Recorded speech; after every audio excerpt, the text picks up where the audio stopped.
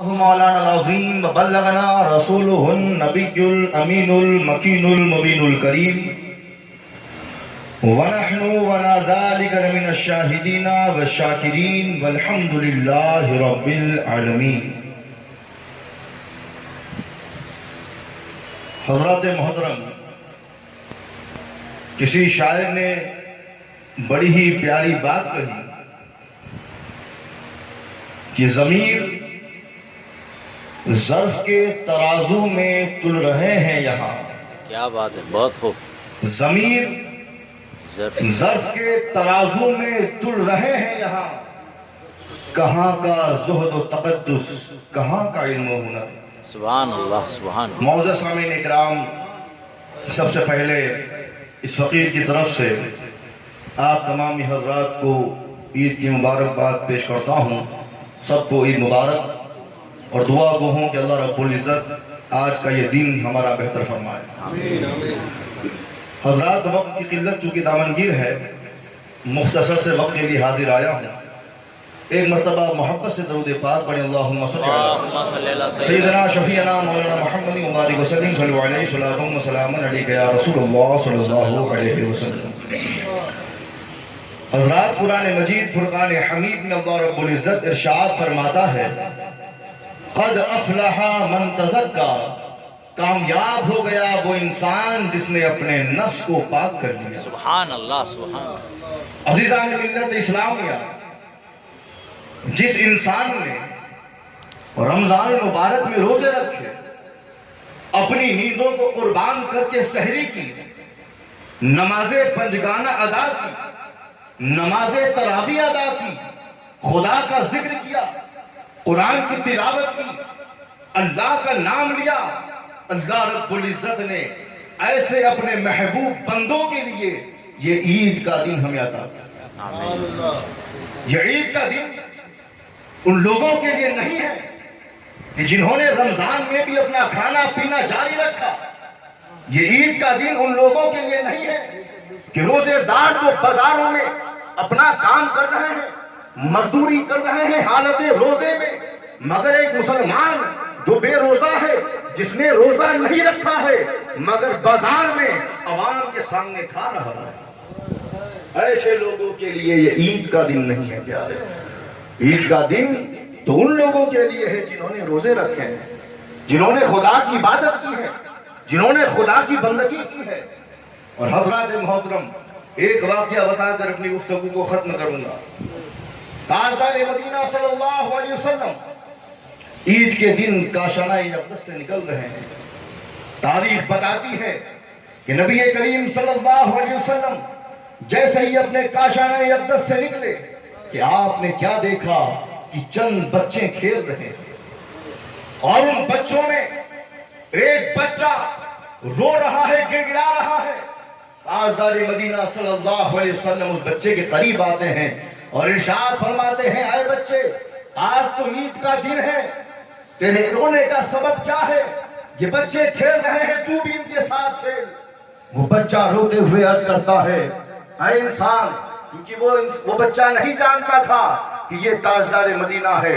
وہ بچہ کہتا ہے، اے انسان، میرا باپ جنگ میں شہید ہو گیا تھا، میری ماں نے دوسری شادی کر لی، اب میرا پرسان حال کوئی نہیں ہے، میں ایک یتیم بچہ ہوں، اور جب میں ان بچوں کو کھیلتا ہوا دیکھتا ہوں، اور جب میں یہ دیکھتا ہوں کہ ان بچوں کے باپ ان کو اچھا لباس پہناتے ہیں، ان کے لباس پہ خوشبو لگاتے ہیں، انہیں اپنے ساتھ عیدگاہ لے جاتے ہیں، تو مجھے اپنا باپ یاد آ جاتا ہے، اور میں اپنے باپ کو یاد کر کے روتا ہوں۔ تاجدار مدینہ صلی اللہ علیہ وسلم کا دریا رحمت جوش میں آتا ہے۔ تاریخ بتاتی ہے کہ اللہ کے نبی صلی اللہ علیہ وسلم اس بچے کو گود میں اٹھا کر کے اپنے گھر تشریف لے جاتے ہیں۔ گھر لے جانے کے بعد میرے نبی صلی اللہ علیہ وسلم نے اپنے ہاتھوں سے اسے نہلایا، اسے نئے کپڑے پہنائے، اسے خوشبو لگائی، اور اپنے کاندھے پر بٹھانے کے بعد جب اسے عیدگاہ کی طرف لیتے ہوئے جاتے ہیں تو ارشاد فرماتے ہیں، اے بچے، تجھے کیا یہ پسند نہیں ہے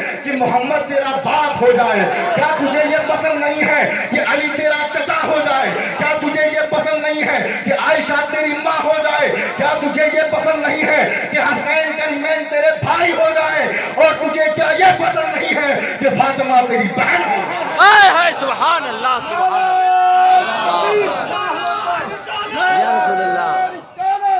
क्या मतलब ये है कि ये ईद का दिन सिर्फ उन लोगों के लिए नहीं है कि जिनको अल्लाह ने दौलत अता की है, बल्कि इस वाक़ये से हमें पता चला कि ईद के दिन यतीम की मदद कर देना और ईद की खुशी में यतीम को शामिल कर लेना, ये हमारे नबी की सुन्नत मुस्तफा है। और एक फरमान सुनाता चलूं, आज देखने को ये मिलता है कि जिनका रमजान से कोई ताल्लुक नहीं वही सफ़े अव्वल में नजर आते हैं, जिनका रोजों से कोई ताल्लुक नहीं अच्छा लिबास पहनने में वही लोग आगे नजर आते हैं। और मामला ये होता है कि रमजान तो शुरू ही नहीं होता कि रमजान से पहले ही अच्छा लिबास खरीद लेते हैं। और मैंने खुद इस चीज का मुशाहिदा किया है कि एक मुसलमान जिसने रोजा रखा और दूसरा मुसलमान जो रोजा नहीं रखता, अब वो रोजेदार से जब कहता है चांद के बारे में तो अजीब बेशर्मी है, वो ये कहता है क्या तुम्हारा चांद नजर नहीं आया? क्या तुम्हारा चांद नजर नहीं आया?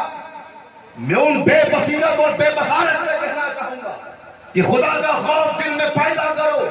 अरे तुम तो मुस्तफा के गुलाम हो, ये नबी का सदका है, हम आका के उम्मती हैं और अल्लाह ने हमें ये रमजान जैसा मुकद्दस महीना अता फरमाया। आमीन अल्लाह। गौसे आजम का नाम कौन नहीं लेता? हर इंसान गौसे आजम की मोहब्बत का दावा करता है।